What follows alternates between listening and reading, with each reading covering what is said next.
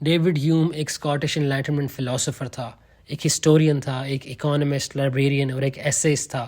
جو اپنی philosophical empiricism, اسکیپٹیسزم اور نیچرلزم کی وجہ سے ایک بہت انفلوئنشیل فگر ہے in the history of philosophy. اس کی پہلی کتاب تھی a treatise of human nature, جس میں وہ ایک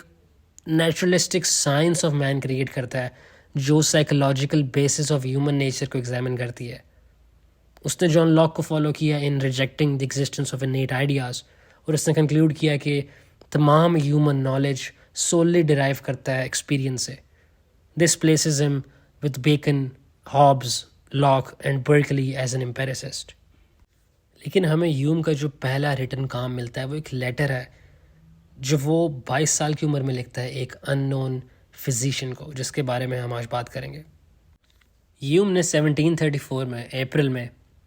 ایک لیٹر لکھا ایک ان نون فزیشین کو، ہوپنگ فار اے ڈائگنوسس، ایک ایسی النس کے لیے جس کو آج کی ٹرمینالوجی میں ہم ڈپریشن کہہ سکتے ہیں۔ 1734 میں جب ہیوم نے یہ لیٹر لکھا تب وہ ایڈنبرگ میں بھی رہ رہا تھا، اور کبھی کبھار وہ اپنے فیملی ہوم چرن سائڈ کے اندر وہاں بھی چلا جاتا تھا، اور اس سے پچھلے سالوں میں he had finished his university studies, he had abandoned religion, he had abandoned plans for a career in law, اور اس نے ایک نیا پروجیکٹ پکڑ لیا which was becoming a man of letters.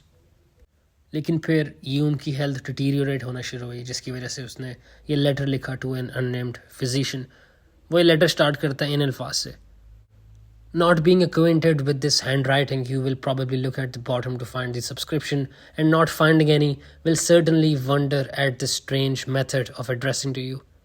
I must here in the beginning beg you to excuse it, and to persuade you to read what follows with some attention, and must tell you that this gives you an opportunity to do a very good-natured action, which I believe is the most powerful argument I can use. I need not tell you that I am your countryman, a Scotchman, for without any such tie, I dare rely upon your humanity, even to a perfect stranger such as I am. The favor I beg of you is your advice, and the reason why I address myself in particular to you need not be told. اس letter میں ہیوم ایک account پیش کرتا ہے of his intellectual and physical development, اور وہ کہتا ہے کہ اس نے اپنی مڈ ٹینس کے اندر ہی ایک انکلینیشن اپنے اندر پائی towards books of reasoning and philosophy.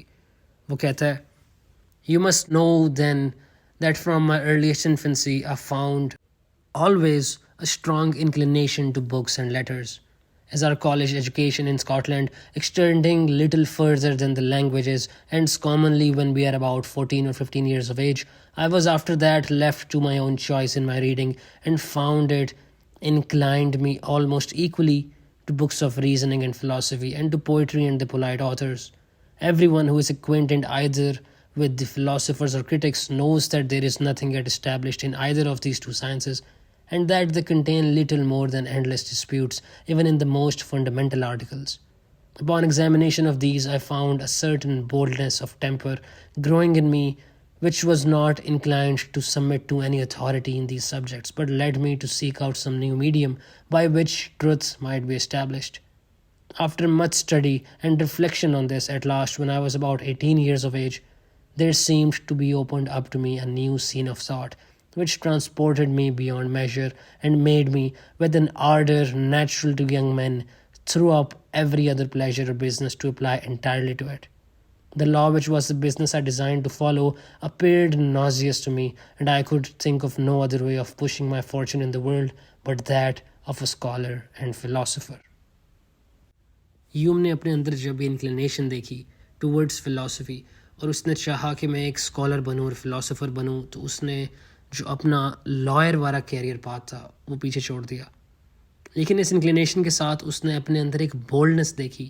To think through these questions for himself as a philosopher. لیکن اس کے 3 سے 4 سال کی ایفرٹ کے بعد اس نے یہ جو آرڈر تھی، یہ جو ایکسٹریم پیشن تھا اپنے اندر، وہ آہستہ آہستہ ایکسٹنگوش ہوتے ہوئے دیکھا، اور اس نے دیکھا کہ جو وہ ایفرٹس کر رہا ہے to fashion himself into a philosopher, they were useless and ineffectual. وہ کہتا ہے: I was infinitely happy in this course of life for some months, till at last, about the beginning of September 1729, all the ardor seemed in a moment to be extinguished, and I could no longer raise my mind to that pitch which formerly gave me such excessive pleasure. Having read many books of morality such as Cicero, Seneca, and Plutarch, and being smit with their beautiful representations of virtue and philosophy, I undertook the improvement of my temper and will, along with my reason and understanding. I was continually fortifying myself with reflections against death and poverty and shame and pain and all the other calamities of life. These, no doubt, are exceeding useful when joined with an active life, because the occasion being presented along with the reflection works it into the soul and makes it take a deep impression, but in solitude they serve to little other purpose than to waste the spirits, the force of the mind meeting with no resistance, but wasting itself in the air like our arm when it misses its aim. This, however, I did not learn but by experience, until I had already ruined my health, though I was not sensible of it.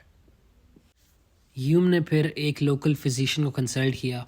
जिसने उसको warn किया against the vapours, a warning that he ignored at the time. But then उसने अपने अंदर एक नया symptom recognise किया, ptyalism या wateriness in the mouth, which made him reconsider. फिर वो दोबारा गया फिजिशियन के पास और उसने ह्यूम को बोला कि तुम्हें डिजीज़ ऑफ द लर्नड है, a clear reference to melancholy. Hume convince नहीं था अपने डायग्नोसिस से, क्योंकि उसने किसी तरह की लोनेस ऑफ स्पिरिट एक्सपीरियंस नहीं की थी. बट उसने फिर फिजिशियन के कहने पे रोज़ एंटी हिस्टेरिक पिल्स और एक पाइंट ऑफ क्लैरेट लेना शुरू की और 8 से 10 miles of horse back riding शुरू की.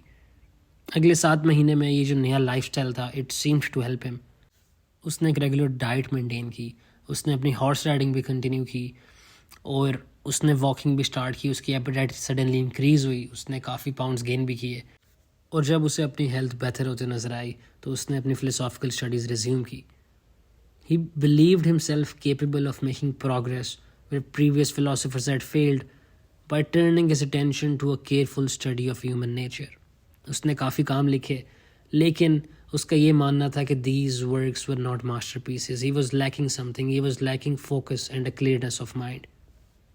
But nevertheless, it seemed कि उसका जो youthful ardor था for philosophy had returned. वो कहता है, having now time and leisure to cool my inflamed imaginations, I began to consider seriously how I should proceed in my philosophical inquiries. I found that the moral philosophy transmitted to us by antiquity labored under the same inconvenience that has been found in their natural philosophy,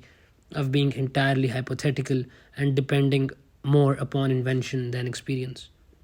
Everyone consulted his fancy in erecting schemes of virtue and of happiness without regarding human nature, upon which every moral conclusion must depend. This, therefore, I resolved to make my principal study and the source from which I would derive every truth in criticism as well as morality. But now he encountered a new problem, which was the occasion of this letter. वो जानता था कि उसने अपनी writings को assemble करना into a more coherent work, but he found himself unable to do so. His problem, he believed, was not lowness of spirits, but a weakness. वो कहते हैं, my disease was a cruel encumbrance on me. I found that I was not able to follow out any train of thought by one continued stretch of view, but by repeated interruptions and by refreshing my eye from time to time upon other objects. Yet with this inconvenience I have collected the rude materials for many volume, but in reducing these to words, when one must bring the idea he comprehended in gross nearer to him, so as to contemplate its minutest parts and keep it steadily in his eye, so as to copy these parts in order, this I found impracticable for me, nor were my spirits equal to so severe an employment. Here lay my greatest calamity. I had no hopes of delivering my opinions with such elegance and neatness as to draw me to the attention of the world, and I would rather live and die in obscurity than produce them maimed and imperfect. इसके बाद Hume अपने letter में कहता है कि उसने अपनी philosophical study कुछ टाइम के लिए रोक दी. वो कहता है, being sensible that all my philosophy would never make me contented in my present situation, I began to rouse up myself. And being encouraged by instances of recovery from worse degrees of this distemper, as well as by the assurances of my physicians, I began to think of something more effectual than I had hitherto tried. I found that as there are 2 things very bad for this distemper, study and idleness, so there are 2 things very good, business and diversion, and that my whole time was spent betwixt the bad, with little or no share of the good. For this reason, I resolved to seek out a more active lifestyle. And though I could not quit my pretensions in learning, but with my last breath, to lay them aside for some time, in order the more effectually to resume them. Hume का plan ये था कि वो momentarily कुछ अरसे के लिए अपनी ये प्रिटेंशंस ऑफ द लर्नड को गिव अप करेगा और फॉर द टाइम बीइंग वो एक एक्टिव लाइफ सीक आउट करेगा ऑफ अ मर्चेंट, और वो ब्रिस्टल मूव करेगा और वहाँ अपनी नई ज़िंदगी की शुरुआत करेगा एज अ मर्चेंट. लेकिन ब्रिस्टल मूव होने से पहले ह्यूम ने सोचा कि वो एक बार इस अननेम्ड लर्नड फिजिशियन से कंसल्ट करके कंफर्म कर ले कि उसको कोई रिकवरी की होप है कि नहीं. वो कहता है, upon examination I found my choice confined to two kinds of life, that of a traveling governor and that of a merchant.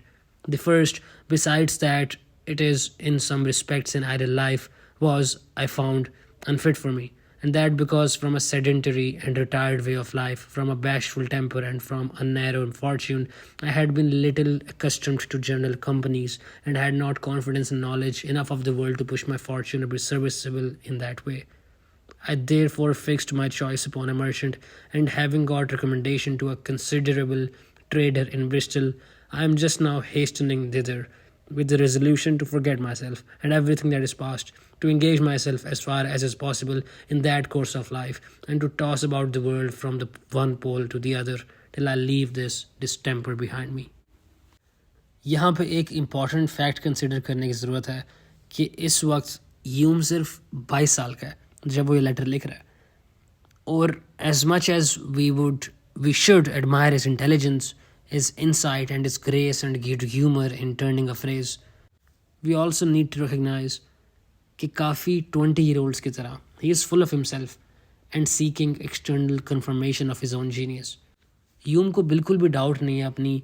Capabilities पे, और उसको पूरा यकीन है कि जहाँ पूरी ancient traditions of philosophy feel कर गई, वहाँ पे वो उस फील्ड में एक नई प्रोग्रेस ला सकता है. और उसको यकीन है कि उसकी जो थॉट्स हैं, once they were properly organised, they deserved the attention of the world. तो ह्यूम की सोल कंप्लेंट इस फिजिशियन से यही है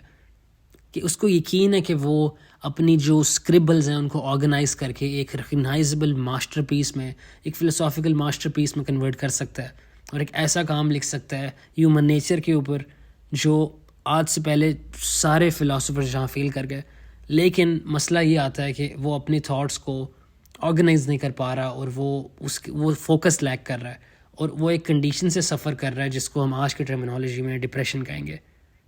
अगर तो ह्यूम ने आगे जाके इस लेटर से 5 साल बाद एक brilliant masterpiece of human nature ना लिखा होता और इस तरह के और मज़ीद ब्रिलियंट काम, तो हम इस लेटर को सिर्फ एक all too common complaint of a young person की तरह पढ़ते who was just beginning to come to grips with the fact that he was just not as special as he thought he was. Hume इस letter के and पे कुछ सवालात छोड़ता है for this unnamed physician. वो कहता है, The questions I would humbly propose to you are, whether among all the scholars you have been acquainted with, you have ever known any affected in this manner, whether I can ever hope for a recovery, whether I must long wait for it, whether my recovery will ever be perfect and my spirits regain their former spring and vigor so as to endure the fatigue of deep and abstruse thinking, whether I have taken a right way to recover.